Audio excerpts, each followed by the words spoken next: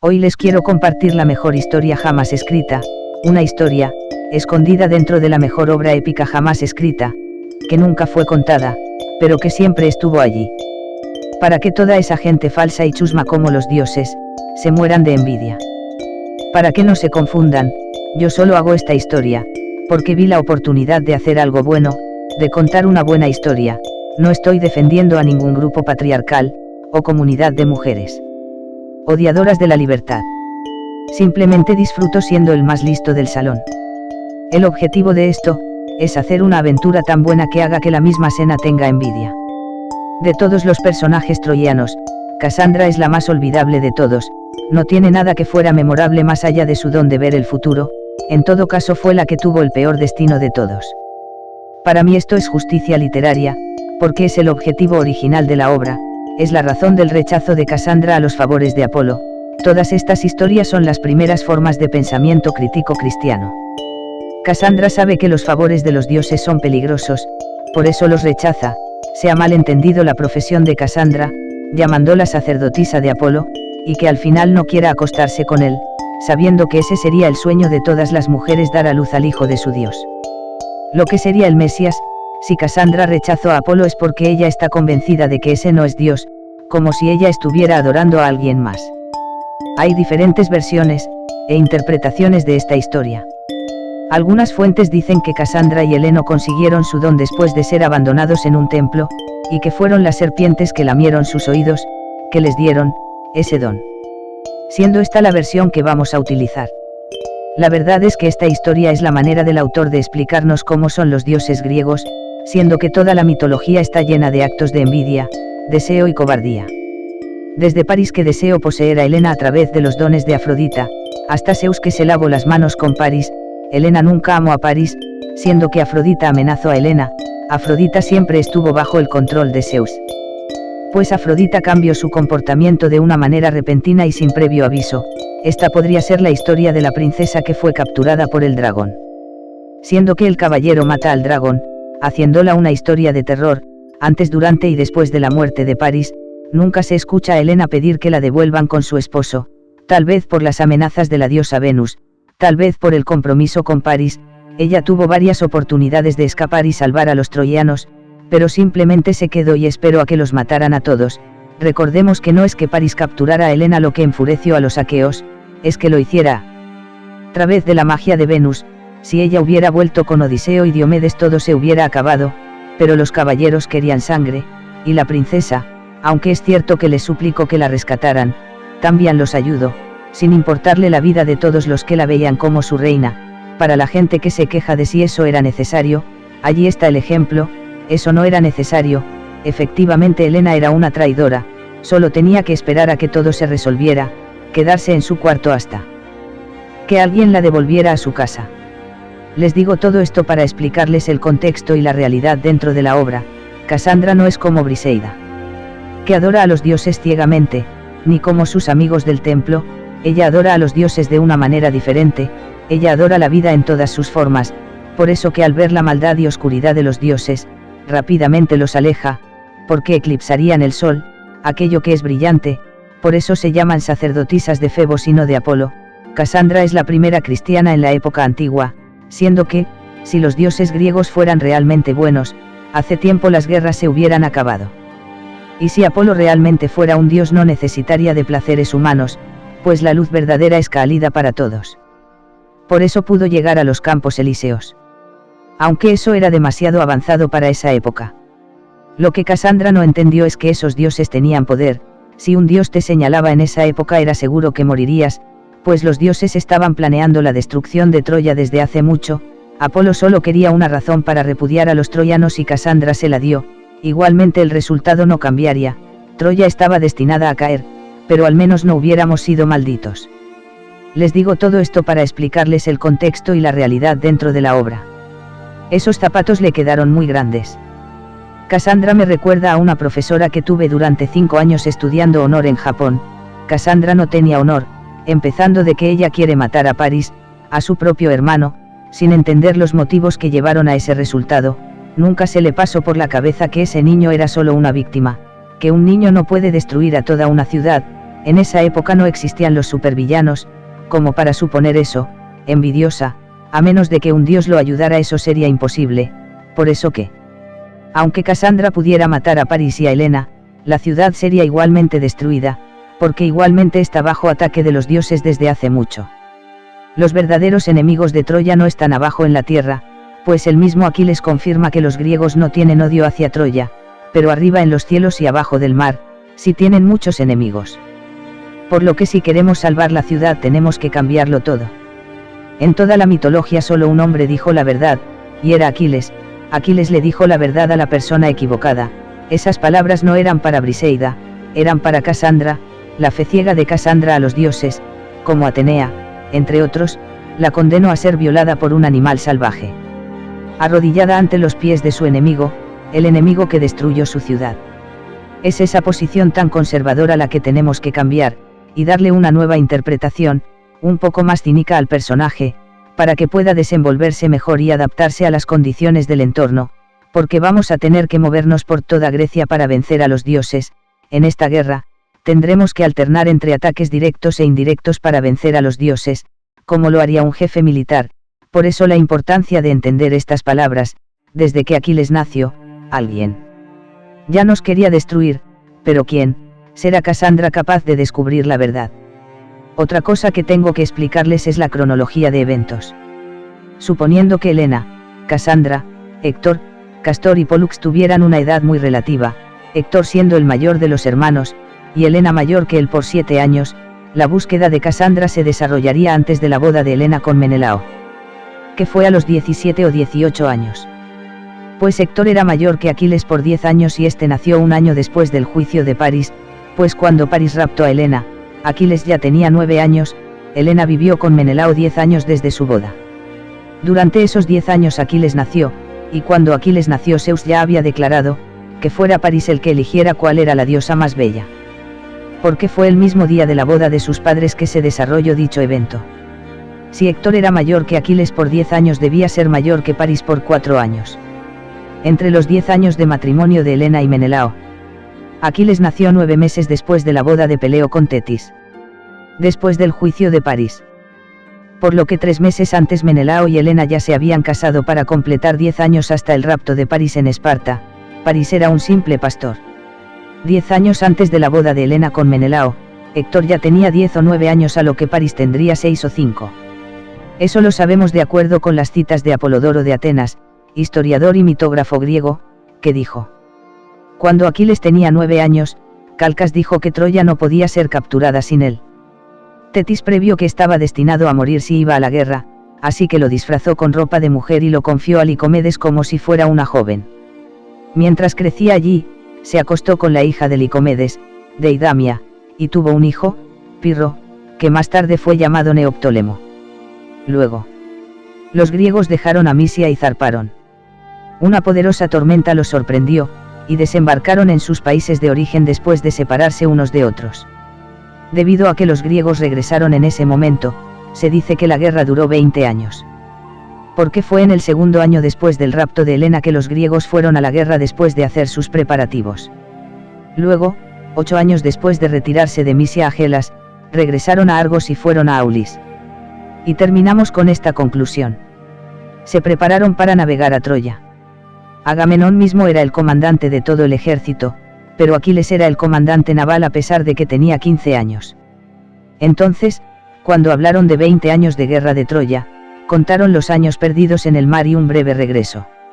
Hicieron el plan para invadir Troya cuando Aquiles tenía 9 años, Aquiles navegaba con ellos cuando tenía 15, Neoptólemo nació cuando Aquiles tenía entre 9 y 15 años. 8 o 10 años después, lanzaron el segundo viaje para completar los 20 años que duró la guerra. Cuando fallaron en el primer viaje, Aquiles tendría 23 años. Y una vez que desembarcaron, el asedio duró 10 años, por lo que Aquiles habría muerto alrededor de los 33 o 35, y Neoptólemo habría tenido entre 18 y 24 años, dependiendo de la edad que tenía Aquiles cuando lo engendró, cuando finalmente se unió a ellos. Siendo que habrían pasado 14 años desde que Aquiles fue reclutado. Tenemos suerte de que Teseo hubiera raptado a Helena, pues en un plazo de 3 años entre la tarea de robar el cinturón de Hipólita, hasta la tarea de sacar al Cerbero del Hades, Heracles rescata a Teseo del inframundo. Cada tarea de Heracles duró un año, siendo robar el cinturón de Hipólita su 9ª tarea, y sacar al Cerbero su última tarea. Durante ese plazo los dios oscuro ya habían capturado a la familia de Teseo, pero según lo que cuentan, durante ese primer rapto Helena solo tenía 8 años. Tindáreo, al ver cómo se mataban los hombres por Helena, la casa con Menelao, y acto seguido los dioscuros mueren. Esto lo confirmó Helena.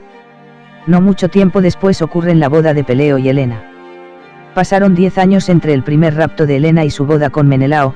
Eso lo sabemos porque Helena y Peleo se casaron relativamente al mismo tiempo. Pues Jasón y los argonautas llegaron a Iolcos cuando Heracles estaba terminando su 10ª tarea. Cuando los argonautas llegaron a Iolcos, Jasón fue exiliado por 10 años con Medea fuera de Iolcos. Y se cuenta que vivieron felices durante 10 años. Hasta que Medea traicionó a Jasón, mató a los hijos del rey Creonte, para luego intentar matar a Jasón. Este conflicto se originó porque Jasón buscaba mejorar su posición política para luego recuperar Iolcos. Igualmente, años después Jasón, Peleo, los dioscuros Castor y Pólux, y el centauro Quirón, se unirían para recuperar Iolcos. En ese momento, la esposa de Peleo, rey de Fitía, Antígona, se había ahorcado por los rumores de violación de Peleo, siendo que Peleo recuperaría su reino en Fitía, y Jasón su reino en Iolcos. Peleo buscaría a Tetis, a lo que suponemos no pasó mucho tiempo, después de los 10 años de exilio de Jasón. Siendo que los hombres griegos se casaban a los 20 y las mujeres en Grecia se casan a los 16, suponiendo que Helena se casara un poco tarde tendría 18 años, coincidiendo con los 10 de exilio de Jasón y el nacimiento de Aquiles, un año más tarde. Pues recordemos que el viaje de los argonautas duró 10 años, más otros 10 años de exilio serían 20 años. 20 años antes Heracles acompañó a los argonautas una pequeña parte del camino.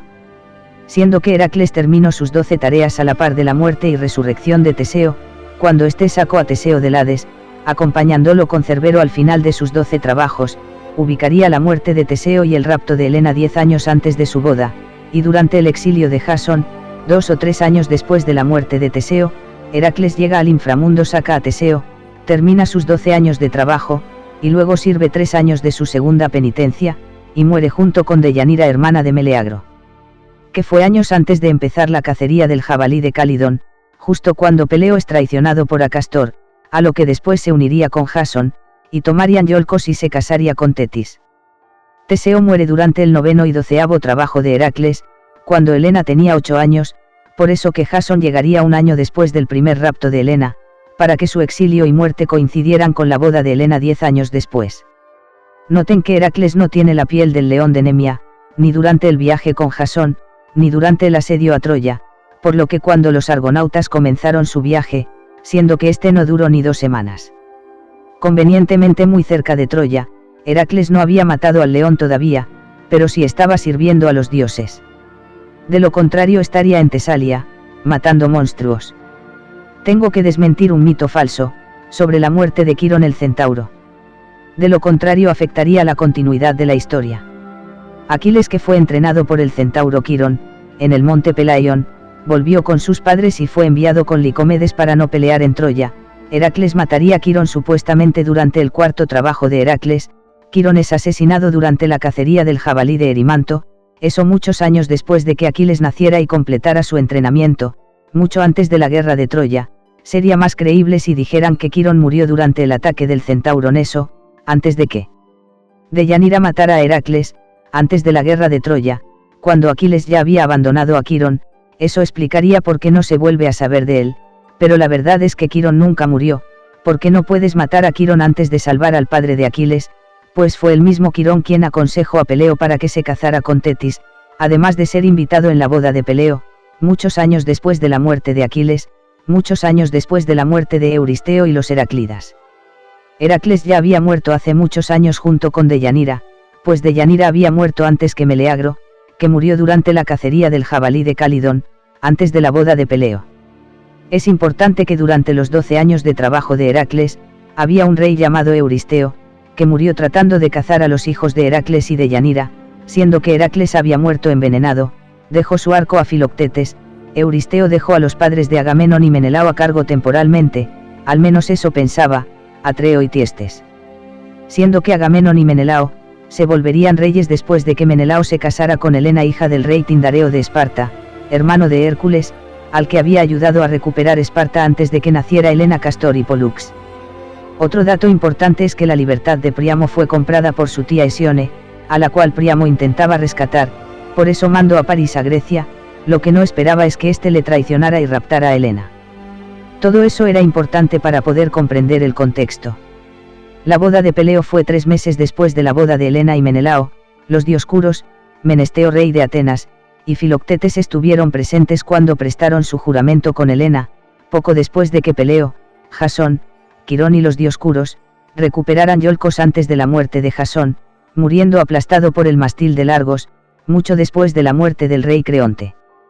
Pues Jasón había perdido el favor de Hera, cuando mató a Medea, poco después de la cacería del jabalí de Calidón y la muerte de Antígona, 5 o 7 años después de la muerte de Heracles, siendo que Heracles comenzó sus 12 trabajos a los 35 años, para que a 12 años después, tuviera 47 y 3 años después de su segunda penitencia tuviera 50, muriendo con Deianira a los 52 antes de la cacería del jabalí de Calidón y el final del exilio de Jasón. Antes de la boda de Helena, durante la recuperación de Iolcos, por parte de Quirón, Jasón, y Peleo, pues Deianira y Meleagro son hermanos, y Meleagro murió durante esta cacería del jabalí y dio la piel a Atalanta, Deianira debió morir antes junto a Heracles I. 5 o 7 años antes de la boda de Helena, porque suponemos que Heracles no esperó ni un año antes de volver a meterse en problemas, después de los 12 trabajos y sirvió 3 años o más en su segunda penitencia. Heracles moriría a los 50 o 52, siendo que Héctor nacería 10 años antes de Aquiles, siendo menor que Helena por 7 años. París tendría 22 años, Aquiles tendría 16 y Héctor tendría 26, siendo el único de los 3 que vivió durante los últimos años de la vida de Heracles, 8 años después del rapto de Helena por París. Sabemos que la diferencia de edad entre Aquiles y Héctor es de 10 años, y la diferencia de edad entre Héctor y París es de 4 años, por lo que cuando Aquiles nació Héctor ya tenía 10 años, 9 meses antes París eligió a Afrodita, como la diosa más bella, pero en ese momento Héctor tenía 10, París debía tener 6 años. Nota la importancia de conocer estas fechas, para entender el contexto, orden y sucesión de eventos, de algo que podría ser importante, y la manera de pensar de los griegos. Pues para ellos no era raro que París, un niño de 6 años, quisiera casarse con una mujer que era 10 años mayor que él. De hecho, la homosexualidad es utilizada durante estas obras. Zeus obligó a un niño de 6 años a elegir a la diosa más bella. Lo raro es que París, siendo un niño, eligió a Afrodita por Helena. Un niño de 6 años quiere tener sexo, sabiendo que su cuerpo ni siquiera había empezado a producir espermatozoides. Algo raro debió pasar en ese momento, algo divino. Siendo que Helena debía tener 7 o 8 años más que Héctor. Eso también tenía una razón. Durante ese plazo de tiempo se desarrollaría nuestra historia. Suponiendo que Casandra fuera 2 o 3 años mayor que París, tendría que actuar muy rápido, porque la boda de Peleo ocurriría a 6 años después del nacimiento de París. O sea, una niña de 8 tendría que anticiparse a los dioses, descubrir todas las pistas y sus planes para después idear una manera de contrarrestarlos, además de transmitir esa información a sus parientes, sin que su maldición la afecte. Sería más fácil crear una máquina del tiempo, y volver al pasado, antes de que los dioses destruyan nuestra ciudad, o pedir a los dioses que nos manden atrás en el tiempo al pasado.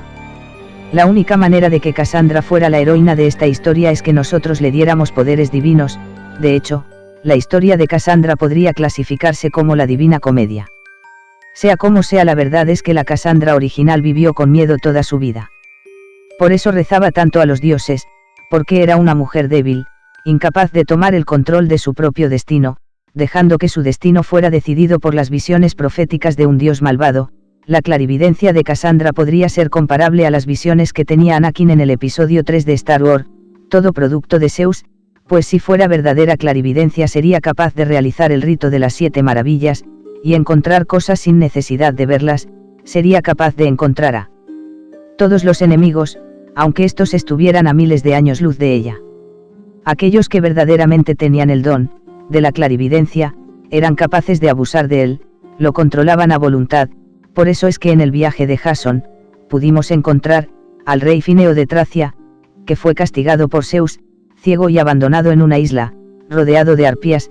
No es diferente al castigo de Prometeo, fue por eso por lo que la ciudad fue destruida, porque tuvieron miedo de la verdad, por eso es que Edipo y Homero se arrancaron los ojos, porque para encontrar la verdad, no se necesitan los ojos, sino el corazón, todos eran malvados de una forma u otra.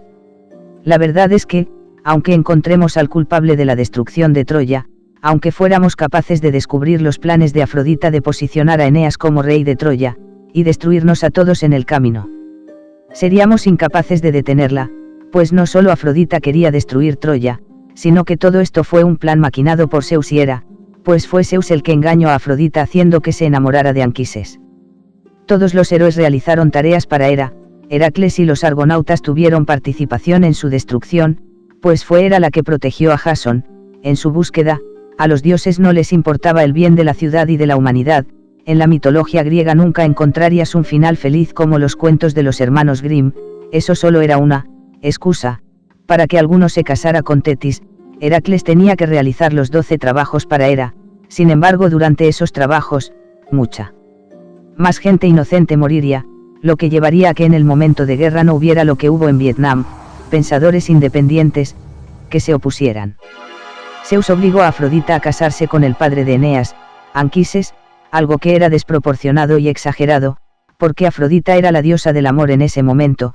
Zeus siempre está lavándose las manos con cualquier humano que encuentra en su camino, también fue el primero en raptar a un príncipe troyano, y convertirlo en su amante, causando la envidia de Hera, sabiendo que esto la haría odiar aún más a los troyanos.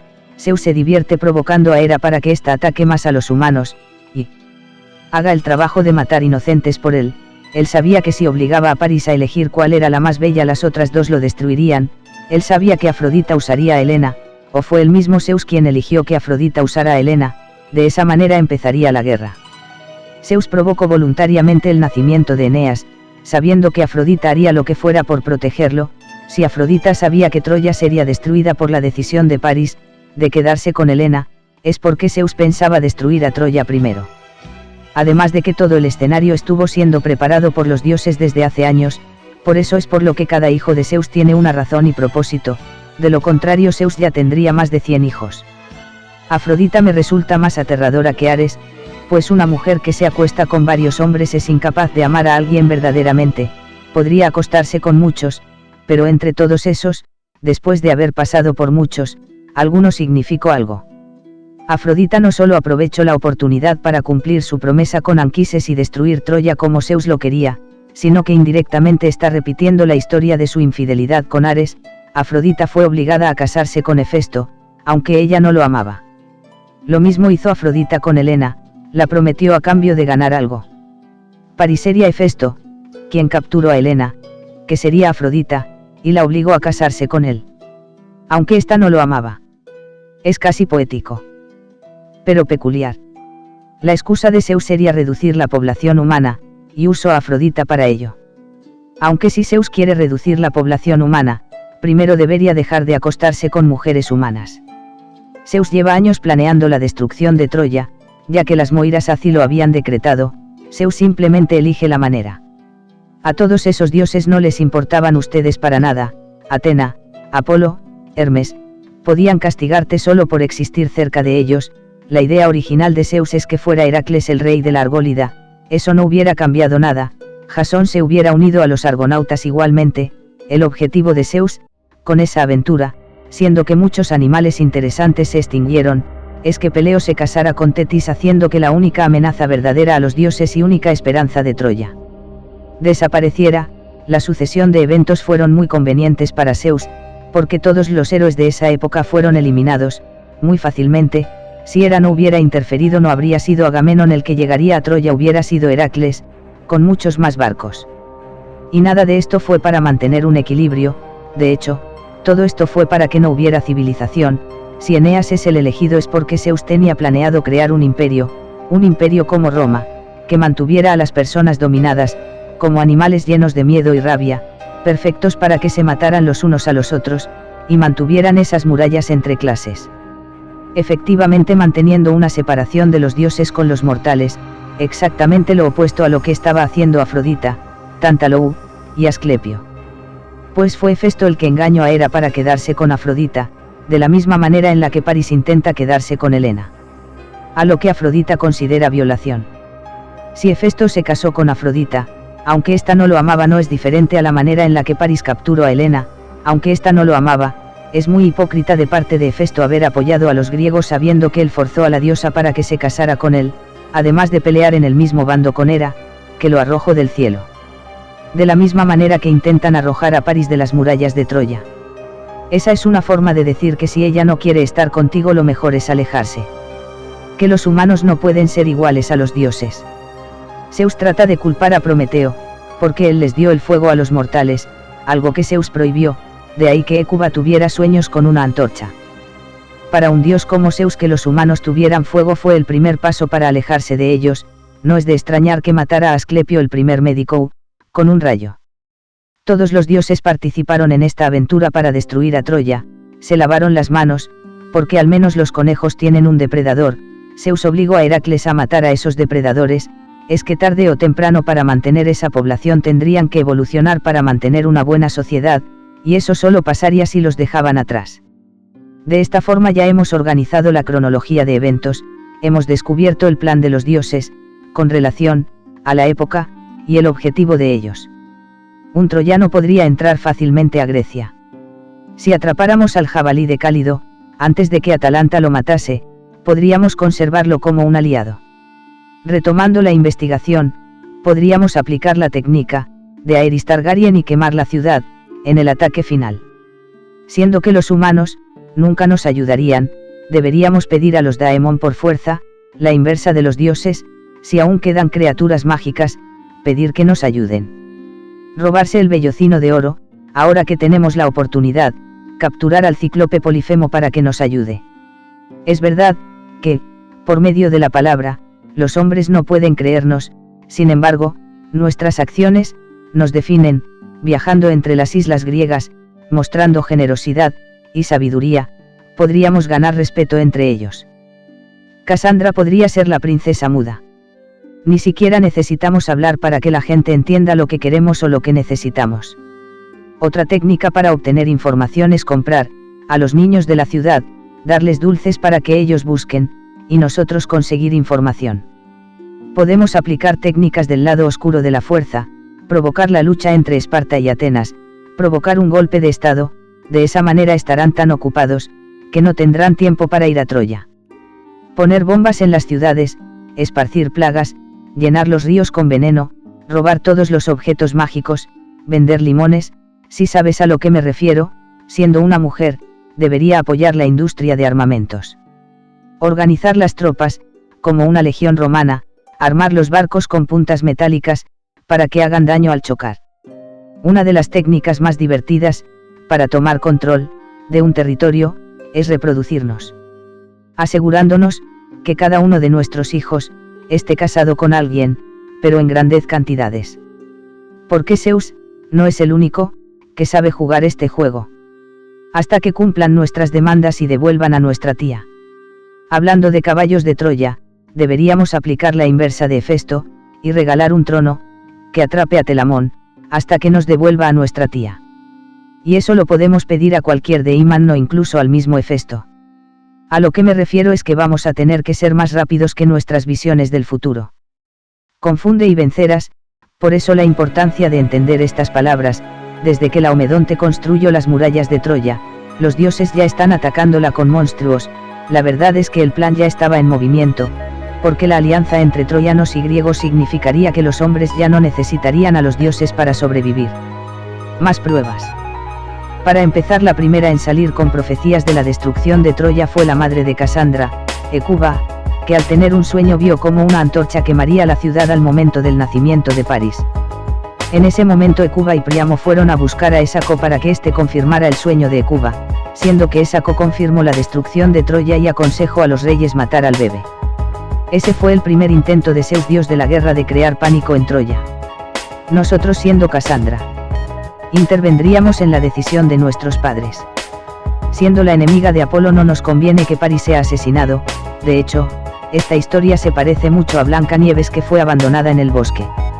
Siendo ella capaz de ver el futuro por el dios Apolo, entendería que el significado del sueño de su madre siendo que Prometeo fue encadenado por llevar la antorcha a los mortales, lo interpretaríamos como una amenaza de Zeus, por haberlo desafiado. Interpretaríamos la antorcha como la razón del odio de los dioses y la razón de la destrucción de Troya. Nos está diciendo que el fuego era propiedad de los dioses. El día que Prometeo se llevó el fuego, los humanos obtuvieron independencia de los dioses, equivalente a la manzana de Adán y el fruto del conocimiento. Zeus intenta echarnos del paraíso. Porque del fuego y el calor nace la vida, por haber comido del fruto prohibido. Porque solo ellos pueden usar el fuego. Esas visiones eran otra forma de caballo de Troya, una maldición, porque hasta la religión y dioses que vienen fuera de la ciudad pueden ser caballos de Troya. Casandra, con un poco de sentido común, entendería que esas visiones son una maldición de los dioses, pues es que hasta los sueños son controlados por el rey de los dioses, Zeus, y entregados por Hermes. Nuestra madre no hubiera podido ver ese sueño si no fuera por la divina intervención de Zeus y Morfeo. París es solo una forma de distracción para que los troyanos se mantengan ciegos. La verdadera antorcha no era París, era Casandra, que esparció el fuego de Apolo por toda la ciudad, con sus profecías que nadie podría creer. Esa era la verdadera antorcha, de gritar el cielo se cae y que nadie le crea, y cada intento por apagar el fuego solo lo hacía crecer más. Casandra tendría que intervenir y pedir a su madre que mantuviera a su hijo cerca de ella, porque solo el amor de una buena madre a un niño puede mantener la cordura de este en un mundo lleno de peligros. Lo más importante es la familia. Ella diría, si Troya es destruida será por la voluntad de los dioses, no por malas acciones, pero como familia, no se dirá que los troyanos tiraron a la calle a su príncipe recién nacido, pues los demonios siempre han atacado al corazón de la ciudad. París tiene una verdad, y es que París fue abandonado por su familia. Él era un pastor cuando tomó su primera decisión, lo que suponemos que sería un sueño hecho realidad, la única oportunidad de toda su vida de ser alguien, no tener algo. No podemos culparlo de algunas cosas. Dándole un sentido de pertenencia y propiedad, siendo que no le faltarían amores, riquezas, ni sabiduría, seguiría por el buen camino. Igualmente, eso mantendría al príncipe alejado de esas criaturas mágicas. En la mitología griega siempre fueron un problema, pues crean más problemas a los humanos. En caso contrario de que nuestros padres atenten contra la vida de nuestro hermano, tendríamos que escapar con él, pero siempre estar presentes para guiarlo. Sin embargo, Casandra no podría quedarse en Troya. Ella sabe la verdad, y tiene que empezar su investigación para detener el plan de los dioses. La verdad es que aunque Casandra descubra el plan de los dioses o intervenga la boda de Peleo, la única que puede destruir a los dioses es Tetis y su hijo. Eso significaría tener que engañar al padre de los dioses para que se acostara con Tetis y su hijo lo destruyera en el futuro, una hazaña que solo podría lograr Afrodita, pero primero tendríamos que romper el control mental que tiene Zeus sobre todos los dioses. Además de engañar a Tetis. El mejor futuro para Casandra siempre fue escapar de Troya, y esperar que todos mueran, y después regresar. Volviendo a la investigación, no se necesita ser muy listo para saber que tu mayor enemigo es aquel al que le beneficia tu desgracia. En ese sentido, el pueblo griego es al que más le beneficia la caída de Troya, porque nadie podría detenerlos de apoderarse del puente entre Grecia y Asia e India, el sueño de Alejandro Magno. Sin embargo, siendo que los griegos están más ocupados peleando entre ellos, tendríamos que revisar lo dicho anteriormente. Los hechos hablan por sí solos. Los primeros en atacar Troya fueron los dioses, que mandaron a Heracles, Zeus, que robó a un príncipe troyano, además de que Zeus fue padre de Dardalo, padre de Trous, que escapó 2 veces de un desastre natural, para venir de Italia a Turquía. Trous fue padre de Hilo, que escapó de su casa y fundó Troya. Pero además tenemos una lista negra llena de nombres, y cada uno de esos nombres son de dioses que tienen razones para destruir Troya. Zeus, que manda sueños a la gente, Apolo, que nos exige acostarnos con él, Poseidón fue mal pagado por Laomedonte, Eaco, rey de Egina, también fue mal pagado, Telamón, hermano de Peleo, tiene a nuestra tía, Hera fue la que mandó a Heracles, el que asaltó Troya la primera vez, además de que fue Hera la que guió a los argonautas, que atrajeron a Heracles. Si Casandra quiere sobrevivir necesita esta información. Lo más importante es seguir los pasos de Zeus y Hera y a toda su descendencia. O sea, vamos a tener que hacer todo lo opuesto a lo que hizo Casandra en la obra original, que siguió ciegamente a los dioses, hasta su destrucción, promoviendo la adoración de estos. Nosotros vamos a buscar generar escepticismo y anarquía, provocar un sentimiento de rechazo hacia ellos. Vamos a tener que educar a los griegos para que dejen de depender de los dioses y empiecen a ser más autosuficientes. Poco a poco los griegos se olvidarían de los dioses y sus regalos. De hecho, retomando el juicio de París y las tres diosas, les digo que ninguna de las tres era digna de la manzana, de eso trataba la estratagema de Eris y la respuesta de Zeus: cualquiera de las tres que eligiera París, las otras dos se enojarían y sería lo mismo. Porque hasta la sabiduría es un don que debe ser bien cuidado, y qué sabiduría podríamos aprender de una diosa tan vanidosa que hace un escándalo por no ser la más bella. Una diosa que puede destruirte como Vegeta por ser mejor que ella, en cualquier cosa. Y no respeta a nadie.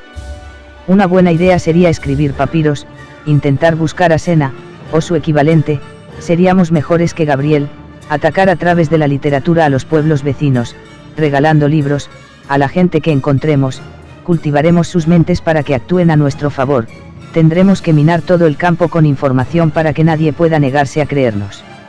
Sería la primera forma de ciencia ficción de la historia. Siendo que nuestra búsqueda está concentrada en recopilar información para entender y vencer a los dioses. Nuestra primera tarea sería viajar a Grecia, y buscar la tumba de Heracles, y a todos los que estén relacionados con Hera y Zeus, de esa manera estaremos presentes durante la boda de Peleo. Aunque sigo insistiendo en que Casandra debería escaparse rumbo a Egipto. Para mí esa sería una vida miserable, equivalente a una película de Akira Kurosawa, porque eso sería una salida fácil, abandonar a nuestra gente, pues la mejor parte de una aventura no está en cumplir nuestro deseo, una buena historia es buena historia, porque tiene muchos nudos y problemas, y no es cumplir el objetivo, es todo lo que se hace para cumplirlo lo que hace la diferencia, es la emoción y la intensidad con la que vivimos antes de morir. Aunque fallemos daremos todo para alcanzar la cima, con toda nuestra fuerza. En ese sentido seríamos como supervillanos tratando de alcanzar al correcaminos. No importa cuántas veces escape de nosotros, lo vamos a conseguir a la fuerza. Llevando ese registro podremos transmitir esa información a través de canciones y poemas, a nuestra gente en Troya. El tiempo sería irrelevante pues desde el nacimiento de Héctor tendríamos casi 17 o 18 años, para que París tuviera las agallas de raptar a Helena de Esparta. Lo más importante es que además de estar presente durante los eventos y recolectar las pistas, tenemos que estar presentes en la boda de Peleo. Porque la vida de Casandra y el castigo de los dioses siempre se reduce a una manzana que nunca podríamos comer. Eso es lo que están tratando de decirnos, los dioses nos ofrecen cosas, que luego nos arrebatan, cuando ya no tenemos nada, como si la mitología griega complementara la religión judío-cristiana, porque efectivamente si el Dios universal, o desconocido para los griegos, permitió que todo esto pasara fue por una razón, de lo contrario hubiera mandado al Mesías mucho antes. La mitología griega, complementa la religión judío-cristiana, por el hecho de que Adán y Eva, fueron expulsados del paraíso, por comer una manzana del árbol del conocimiento, por el deseo de ser como los dioses, en este caso, Eris diosa de la discordia, le ha mandado una manzana a París el equivalente de Adán griego. Siendo que los humanos estamos emparentados con los monos, y compartimos un instinto salvaje, que los dioses no pueden entender. Nuestra felicidad sería motivo de envidia hacia estos. La razón de que fuera una manzana no es casualidad, porque pudo ser cualquier cosa, el resultado sería el mismo. Sería gracioso si después de que París muriera fuera encadenado frente a una manzana sin poderla comer. Esa es la vida de Casandra, una manzana que nunca podría comer, una verdad que nunca sería escuchada, tan cerca, pero a la vez tan lejos, siendo que el primero en ser castigado de esa manera fue Tantalou, hijo de Zeus, padre de Pelope, que para complacer a los dioses mató y cocinó a su propio hijo, y se los dio a los dioses en una sopa, siendo una alegoría a la mitología egipcia, y la carta de Exodia. Eris nos ha dado una pista de la razón de todo esto. Se supone que Tantalou era hijo de Zeus, y que además se le había otorgado el conocimiento de la alquimia, procedimiento con el cual se hizo rico, conocimiento que enseñó a Atreo, y por el cual mató a su primera esposa, por compartírselo a su hermano Tiestes al darle el cordero dorado. Razón por la que Tiestes mató a Atreo. Siendo esta la razón de su castigo y el inicio de la casa de los Atridas. El pecado original. Esto se complementa con la religión judeo-cristiana cuando Cristo habla de la alegoría de los viñedos. Mateo 21, 33 a 46. Escuchad otra parábola. Era un propietario que plantó una viña, la rodeó de una cerca, cavó en ella un lagar y edificó una torre, la arrendó a unos labradores y se ausentó. Cuando llegó el tiempo de los frutos, envió sus siervos a los labradores para recibir sus frutos. Pero los labradores agarraron a los siervos, y a uno le golpearon, a otro le mataron, a otro le apedrearon. De nuevo envió otros siervos en mayor número que los primeros, pero los trataron de la misma manera. Finalmente les envió a su hijo, diciendo, a mi hijo le respetarán. Pero los labradores, al ver al hijo, se dijeron entre sí, este es el heredero. Vamos, matémosle y quedémonos con su herencia. Y, agarrándole, le echaron fuera de la viña y le mataron. Cuando venga, pues, el dueño de la viña, ¿qué hará con aquellos labradores? Dícenle, a esos miserables les dará una muerte miserable y arrendará la viña a otros labradores, que le paguen los frutos a su tiempo. Y Jesús les dice, ¿no habéis leído nunca en las Escrituras, la piedra que los constructores desecharon, en piedra angular se ha convertido? Fue el Señor quien hizo esto y es maravilloso a nuestros ojos. Por eso os digo, se os quitará el reino de Dios para dárselo a un pueblo que rinda sus frutos. Y el que cayere sobre esta piedra se destrozará, y a aquel sobre quien cayere, le aplastará. Los sumos sacerdotes y los fariseos, al oír sus parábolas, comprendieron que estaba refiriéndose a ellos. Y trataban de detenerle, pero tuvieron miedo a la gente porque le tenían por profeta. Siendo que los sumos sacerdotes y los fariseos que crucificaron a Jesús, serían iguales a los dioses griegos, tántalo al haber cocinado a su hijo, y dárselo a los dioses, lo ha vuelto la piedra angular en la mitología griega. De la misma manera cuando Cristo, muere automáticamente heredó el reino de Dios, tántalo aunque a primera vista parece malvado, acaba de poner en práctica el conocimiento de los dioses, dando a su hijo, a los ladrones, volviéndolo la piedra angular. Este evento es comparable a la muerte y resurrección de Cristo. Si Dios abandonó a Troya, no fue porque fueran malvados, y adoraran a un dios pagano, al dejar que Troya fuera destruida, los volvería mártires, siendo que seguiría mandando más y más gente inocente, al viñedo de los dioses griegos, para mandar a Jesús al final, y demostrando la naturaleza malvada de los dioses, de forma que tendrían que bajarse del trono sin ninguna resistencia y desaparecer. Pues Cristo al haber muerto, les entregaría una espada, a todos los mortales, una espada capaz de matar a los dioses, Excalibur. Tántalo al haber dado a su hijo a los dioses, trató de rebajarlos a su nivel. Eso daría sentido a la necesidad de los huesos de Pélope en las 7 fatalidades de Troya. Siendo que Tántalo fue el primero en vencer a los dioses, desafiando a Zeus, poniéndolo en una posición donde no tendría otra opción que reconstruir a su hijo, se le atribuyeron muchos intentos de lograr que los dioses y los humanos coexistieran como iguales, por eso intentó robar la ambrosia muchas veces, no sería castigado no por un acto de crueldad, sino por desafiar la omnisciencia cristiana, porque París fue echado del paraíso, por no comerse la manzana. Los dioses podrían hacerte cualquier cosa, pero si te comes la manzana, no hay vuelta atrás, pues esta es una de las manzanas de Hera, que dan la inmortalidad. Si aprovechamos la oportunidad, tendríamos a los dioses comiendo de nuestra mano, ya estaría hecho. Jasón y Heracles estarían orgullosos. Y no tuvimos que ir hasta el fin del mundo por una.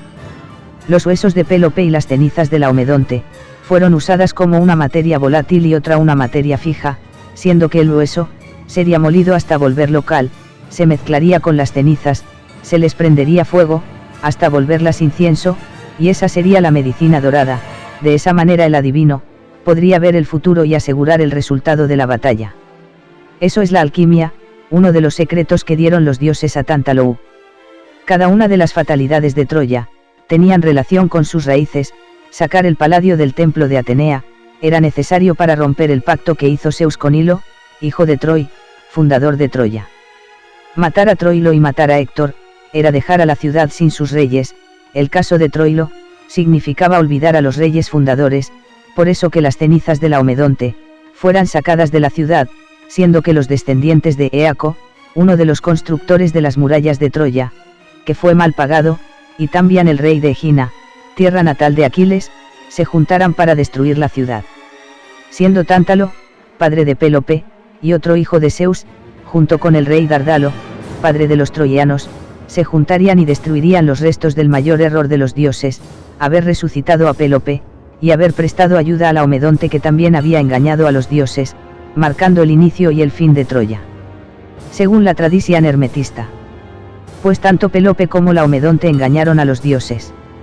Las demás fatalidades, fueron la suma de la incompetencia troyana, siendo que los troyanos eran domadores de caballos, era necesario robar los caballos de Reso, Peleo, Heracles y Filoctetes fueron argonautas y sirvieron a Hera, Hera siempre quiso destruir a los troyanos porque un oráculo, profetizó que un troyano destruiría Roma, esa sería la necesidad de Zeus, con Heracles y las flechas envenenadas y la razón para embarcar a Jasón por el vellocino de oro, él buscaba que durante ese viaje Peleo se casara con Tetis y tuvieran a Aquiles, la primera fatalidad. Hércules murió y dejó su arco a Filoctetes, un argonauta que estuvo en la boda de Helena, segunda fatalidad.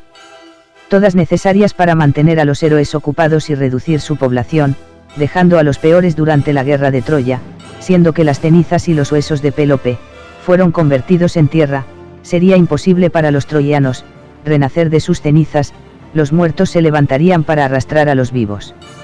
Todo eso y ni siquiera hemos salido de Troya, solo tuvimos que leer su historia.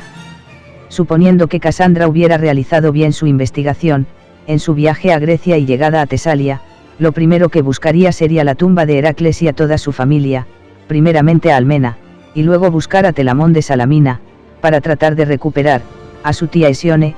De esa manera, Príamo no tendría razones para mandar a París a Grecia, porque igual es algo que se tendría que hacer tarde o temprano, asegurándonos de que nadie vuelva a salir de Troya. En ese viaje, fácilmente podríamos emparentarnos con otros héroes y participar de las actividades que se realizaban durante ese tiempo, conocer a Peleo, Jasón, Atalanta, Castor y Pólux. Tendríamos que atravesar montes y evitar los caminos, para no encontrar asaltantes, jugar el juego de tronos, y prometer favores y riquezas, contratar escoltas y medios de transporte. Con nuestro conocimiento de los dioses y dinero, podríamos interpretar cada uno de los acontecimientos durante nuestro viaje. Eso es lo mínimo que yo esperaría de cualquier sacerdote. En todo caso, con el tiempo y preguntando en cada posada, entre comidas, escucharíamos los rumores, festivales y celebraciones que se celebran en Grecia durante nuestra estancia, por lo que sería fácil movernos. No podemos rezar a los dioses, pero tampoco podemos no rezarles. Nuestra mejor opción sería fingir nuestra muerte, de esa manera no esperarían la intervención de Casandra, por eso debemos asistir a esa boda antes de que Eris aparezca. Y llevar varios testigos para que confirmen el acto. Sin decir nada saldremos del lugar rápidamente, y volveremos a Troya, donde esperaremos el día de la llegada de los aqueos. Buscaríamos a París y le daríamos la información sobre toda nuestra investigación. Indirectamente le dejaremos pistas en cada uno de nuestros papiros, para que sea capaz de encontrar la verdad. Siendo que París tenía solo 6 años cuando realizó su decisión, al menos habremos retrasado los planes de los dioses un par de años. París sería llevado por Hermes ante las 3 diosas, que le ofrecerían diferentes regalos. Sin embargo, en esta ocasión París no sería movido solo por deseo de riquezas, ni sabiduría, ni amor. Al ser príncipe troyano, posiblemente volvería a cometer el mismo error de elegir a Helena, pero sería más consciente de su situación. A través de nuestra influencia, París y la información que fue pasada por debajo de la mesa. París entendería lo que estaba pasando, identificaría rápidamente a su enemigo. Pues hemos ordenado los libros, de forma que hasta un niño pueda entenderlo. Después de haber escuchado la oferta de Afrodita. Aunque tentados por la belleza de Helena, miraríamos el sol, miraríamos a la tierra y el agua. Y diría algo como: «Oh, hermosa Venus, de la bella sonrisa, eres generosa. Me prometes el amor de esa mujer, tú me prometes riquezas y tu sabiduría». Solo un loco rechazaría tan buenas ofertas. Sin embargo, no entiendo por qué yo, un simple mono, debe ser juez de algo que es simplemente divino. Ya sea que elija a Afrodita, la de hermosa cabellera, a Hera del trono dorado, o Atenea, la de los brillantes ojos, ¿cómo podría un mono como yo ser digno de elegir entre tan bellas mujeres? ¿Qué he hecho yo para merecer tan espantoso castigo? Los dioses deben ser muy crueles, tanta es la envidia de los dioses hacia los mortales, que llenan las cabezas de los hombres con sueños y fantasías, ilusiones, pues nada de esto es real, alejándolos del camino verdadero hacia la felicidad, con regalos llenos de veneno. Caballos de Troya. No está bien pelear por algo tan superficial, como la belleza. Los necios y los niños pelean por gloria, los grandes guerreros pelean por su nación, los demonios pelean por placer. Enviadas por el mismo diablo. Esta manzana no le pertenece a ninguna de ustedes, que se pelean como unas niñas, por quien tiene el mejor cabello. Mientras lloran hacen pataletas como bebés. Esta manzana que los dividió es causa de guerra y muerte en mi ciudad, según la voluntad de los dioses tengo que elegir, cuál de las tres destruirá mi ciudad. Oh Zeus, maldito seas, por haber condenado mi destino, desde el día de mi nacimiento. Hacer la causa de la destrucción de mi gente. Pues es que hasta Atenea con su sabiduría es tan vanidosa e insegura de sí misma que necesita sentirse superior a todos en todo. Y es tan envidiosa que no puede aceptar que exista un camino mejor que el de ella. Las arañas y las serpientes lo confirman. Era diosa de la familia, me ofreciste oro, pero yo no como oro, como carne, y Afrodita me ofreció una mujer, siendo que cuando mi padre lo disponga me casaré con una mujer, que él considera correcta para mí. Es raro que la diosa del amor no sepa nada del amor, pues no se puede forzar algo tan sagrado. Quieren alejarme de mi padre. Por eso las envió Zeus hacia mí, por eso Morfeo, Zeus y Hermes atentaron contra mi vida, cuando era niño, por eso mi hermana tiene esas visiones tan locas. Todos regalos de los dioses son inútiles como los mismos dioses. Yo soy París, príncipe de Troya, y fui criado en Troya, y mi gente es lo más importante para mí, nada me faltará, porque ellos estarán conmigo, y hacia bellos campos me guiarán, y en hermosos paisajes descansaré, junto a mis amigos y mi familia. Se dicen dioses justos y todo lo que han hecho en Troya fue construir muros para separarnos. Castigan gente por desobediencia, siendo que si fuera por mí los mataría, de una manera espantosa, y lo saben. Ustedes son una maldición. Tentación para los hombres y destructoras de hogares. Al diablo.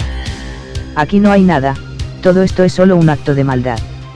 Rápidamente París se comería la manzana, dejando a los dioses aterrados por tanta insolencia. Siendo que ni siquiera el mismo Zeus esperaría esa reacción del príncipe troyano, no podría destruirlo, porque de lo contrario, nunca habría guerra de Troya. Ni siquiera podría raptarlo, por su desobediencia, pues él es el príncipe de Troya. Y París salvó a la ciudad de Troya. Suponiendo que París volviera a cometer el mismo error, tendríamos que seguir escribiendo pergaminos, hasta que algún troyano se diera cuenta de la verdad, y defendiera Troya con argumentos, siendo que tendríamos que apoyar a este troyano, para que él guiara Troya y hablara por nosotros. Cuando París muriera, él sería capaz de pelear con los dioses y salvar a Troya solo con la verdad.